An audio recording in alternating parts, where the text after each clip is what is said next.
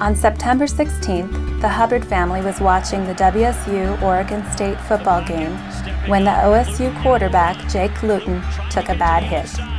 And Luton takes a hit.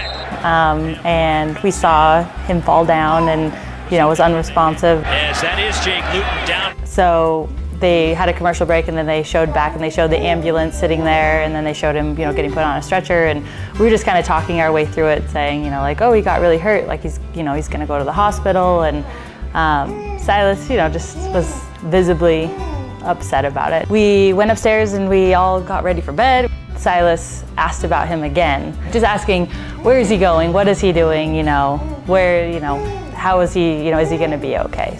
Well, let's go bring him a cupcake. We drove to the front of the hospital and there was somebody who said, you need to go to the emergency room entrance. And so we drove around back, and that's when we saw the 30-some OSU fans. We walk in there and I walk up to the front desk, said, does there happen to be anyone here that's with the quarterback? And the brother of the quarterback was right there. And we were on our way out and they came back out and they said, no, he's getting released. And so they said, you need to go give him the cupcake, Silas. And so we walk around to where he's walking out and Silas gets to give the cupcake to Jake. So moved by his simple act of generosity, Jake Luton posted a thank you to Silas on Twitter, saying in part, "This act of kindness not only is what sports are all about, but life in general. Someday I won't remember every play and every game I've been a part of, but I will always remember you and the love and kindness that you showed me on that night." Silas knows what it's like to be in the hospital. 2 days before he was born, Silas had an in utero stroke.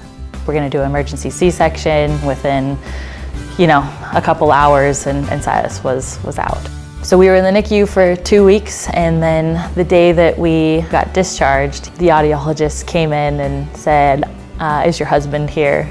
Due to the stroke, Silas was profoundly deaf in the right ear and had moderate to severe loss in the left. And I remember calling my mom and saying, what if he hasn't heard me say I love you? Silas has been wearing hearing aids since he was 8 months old.